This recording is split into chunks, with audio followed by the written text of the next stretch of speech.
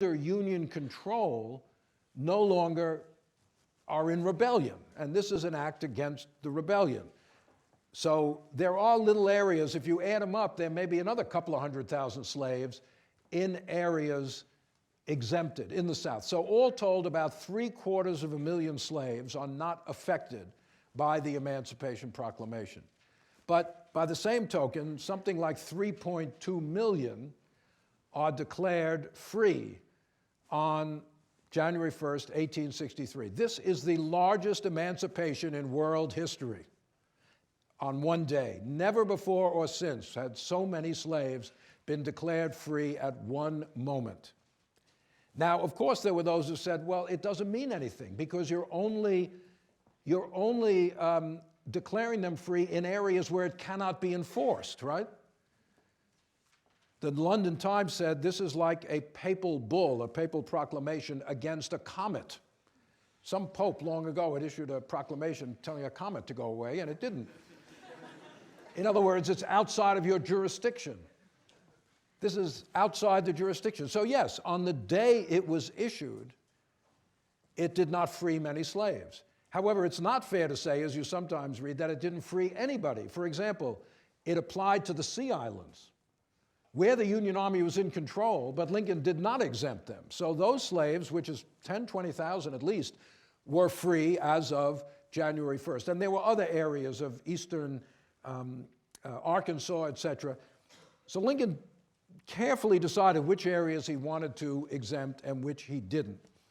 A couple of points in relation to this. One is, whatever the limits, this was, as they called it, a day of jubilee among African Americans all over the country. Black people, whether in the South, if they could, certainly in Union-occupied South, in the North, gathered in churches and other meetings to kind of celebrate the day of jubilee, the day of emancipation. Where they could, they had parades, processions, that sort of thing. Why? Why? If this didn't mean anything, why? Because they understood that if slavery dies in Mississippi or in South Carolina, it's not going to survive very long in Kentucky and Tennessee. That this is the death knell of slavery. It is not the end of slavery. No, slavery doesn't end. Interestingly enough, the proclamation frees individuals, right? It frees people. It does not abolish the institution of slavery. The laws of slavery remain on the books, right? It frees slaves. But to get rid of slavery, you need either to repeal those laws or eventually to have a constitutional amendment. This is why the 13th Amendment will become necessary, as we will see, to put into the Constitution the abrogation of all those laws which establish and protect the institution of slavery. So it is a step, it is a step, it is the key step, it is a step. It is not the end of the question of slavery. What gives the president the right to declare 3.2 million people free?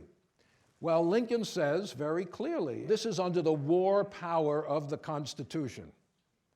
As commander-in-chief, he is issuing it as commander-in-chief of the Army, okay? That's where the authority comes from. It is a military measure.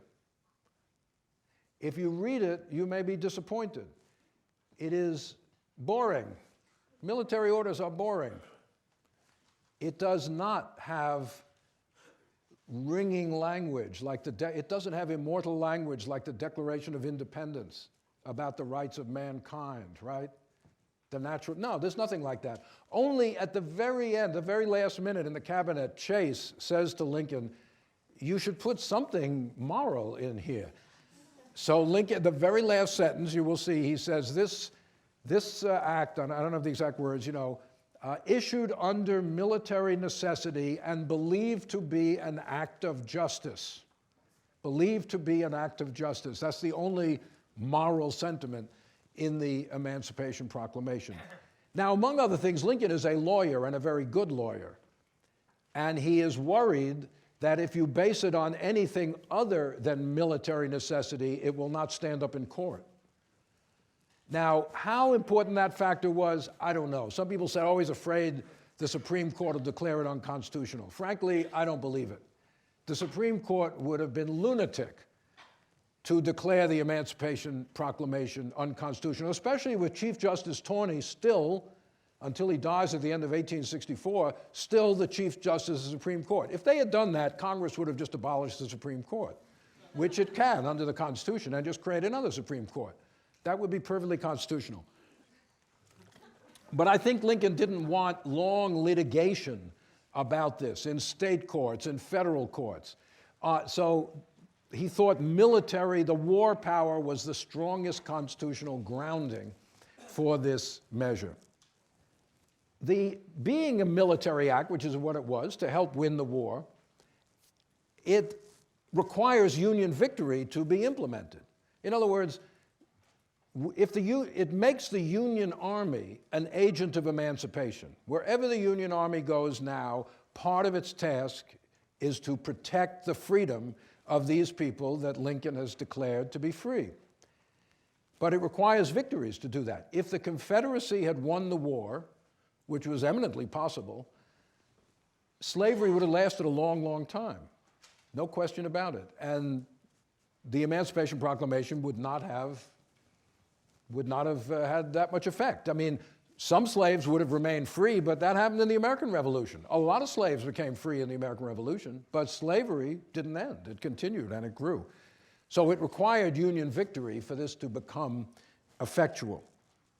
But what's really important here is well, among many other things, is that the proclamation differs completely from Lincoln's previous policies. It is immediate, not gradual, right? Takes effect right away. There is nothing in it about compensation. No compensation anymore. These people are just free. And there's nothing in it about colonization. Lincoln, after the Emancipation Proclamation, says nothing publicly about colonization. Now, there are people doing interesting research which has revealed that even after this, some parts of the government are promoting little plans of colonization. There's a negotiating going on with the Danish West Indies, you know, what are now the Virgin Islands of the US, St. Thomas, St. Croix, St. John. They belonged to Denmark then, and there's a negotiation to maybe settle some freed slaves in the Danish Virgin Islands. So the idea is not completely dead, but what's important is it is no longer part of a plan of emancipation. There's a new plan of emancipation, and that is general emancipation by military order.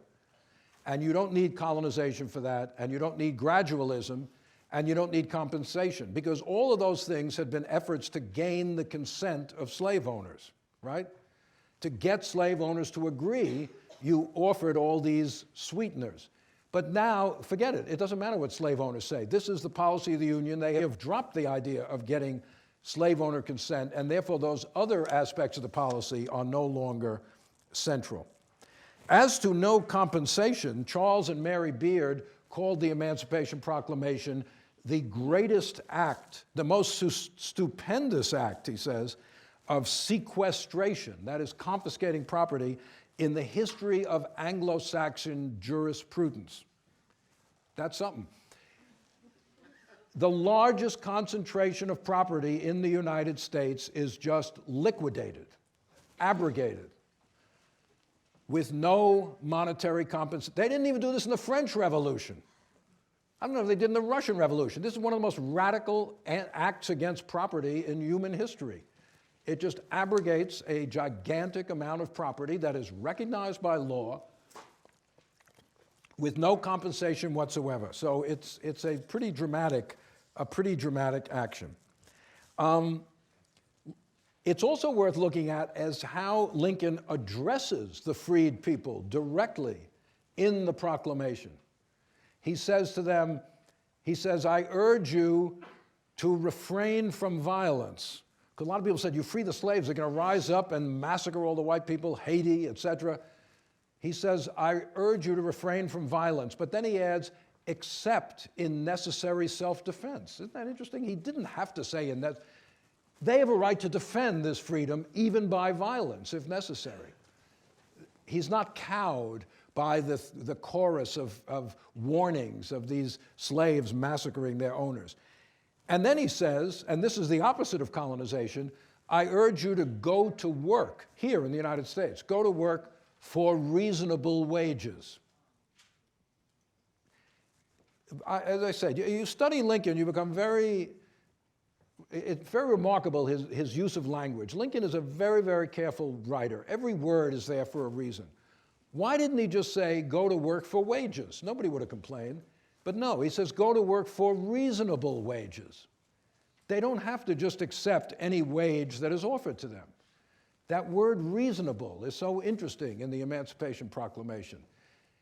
In other words, he's treating slaves as free people with their own will, with their own volition, who are now going to start making decisions for themselves.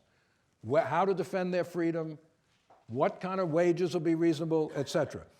And of course, another key thing, which we will talk about next time, for the first time, the proclamation authorizes the enrollment of black men in the Union Army. There had been little experiments before that, but this is the first public announcement by the government that black men will now be allowed to enroll in the Union Army. And that, I think, is one of the key reasons he drops colonization. Telling people to join the army and fight and die for the nation is a different concept than telling them to get out of the country. And I think we will see, once blacks are in the army, Lincoln's whole view of the role of African Americans in American life, I think, begins radically to change. The Confederacy denounced the proclamation, as you would imagine. The Richmond Examiner called it the most startling political crime known in American history. Davis denounced it as an act unknown even among barbarians. Davis liked to talk about barbarians alike. Every time he criticized Lincoln, he called him a barbarian. The main point is just simply this. The proclamation altered the character, fundamentally changed the character of the Civil War. It didn't free the slaves at that moment. It joined the aim of emancipation to the aim of union. It meant, as I said, that if the North won the war, slavery would undoubtedly perish. So, did emancipation come slowly? A lot of people say, oh, look how slow Lincoln was. That's absurd in my view. In the long view of history, this was tremendous suddenness. 18 months, that's not a long time. After the beginning of the war, the general emancipation, not just the emancipation of some, as in the British, the general emancipation of most of the slaves of the South is proclaimed by the Union. I think one of the best comments on this was by Karl Marx, writing for the New York Tribune back then from London. I quote this in my book. Up to now, we have witnessed the first act of the war, the constitutional waging of war. The second act, the revolutionary waging of war, is now at hand. In other words, the war has become a revolution, says Marx. What he means is it now presages the destruction of the ruling class of the South, a complete change in the nature of social relations in the South and perhaps in the nation.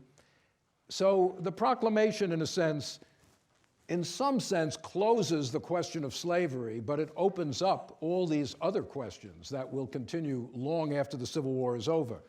What is freedom? What is equality? How to manage a multiracial society? And those issues will continue to be debated in the Civil War, as I say, and long afterwards. So next time we will look at the role of black troops and how they come to reinforce the proclamation.